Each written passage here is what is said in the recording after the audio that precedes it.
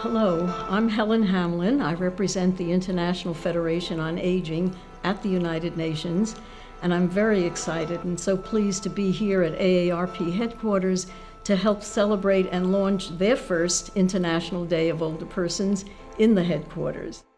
So we're doing a general job at the United Nations. We're working now on a convention for the human rights of older persons, and we're very much invested with our colleagues and partners in pursuing that with the member states at the UN. Planning for post-2015 has been underway now for almost a year, if not a little more, to learn from the mistakes or the omissions in the Millennium Development Goals. And the most important omission in my eyes and in the eyes of my colleagues is that there was not one word saying aging or elder or older person in those development goals. So our efforts have been mammoth at the current time and for the past 10 to 12 months around making sure that the member states and the people working on the next step will make sure to have older persons included in our language that we're asking them to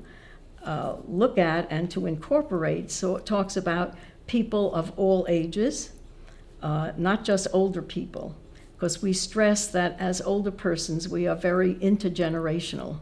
My view is that persons have to be and need to value being interdependent with other age groups as well as our own, intradependent within our age group so that we produce programs and activities and knowledge. Knowledge is very important about issues of aging. For example, we're engaged now in age-friendly communities.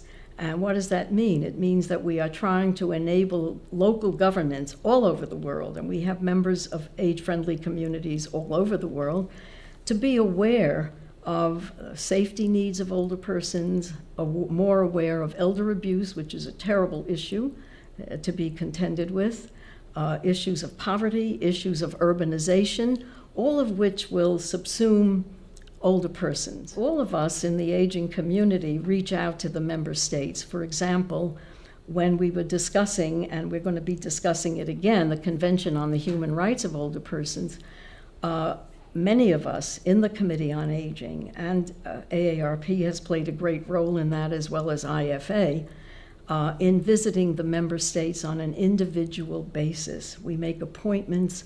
Hopefully we'll meet with ambassadors or meet with the undersecretaries who are in those missions, who are interested in aging or have in their portfolio social service needs, which incorporates from birth to death issues at all levels. So we continue to do that as much as we can. We've done that with the open-ended working group on human rights for older persons, and we've been doing it with the groups that are meeting, the member states that are meeting around the post-2015 programs. We want to be in their document. We were not in the Millennium Development Goals at all. And when I was, not I particularly, we invited one of the members of that division to a meeting and we said, "How dare you? We are here." Well, it's implied in all of the development goals, which is not good enough, because much of the thinking at the UN and in too many other places around the world, people don't exist after a certain age. In some cases, if you're 49 plus, you don't count. If you're 60 plus, you don't count. And that's where elder abuse comes in, where disregard comes in. We're all important.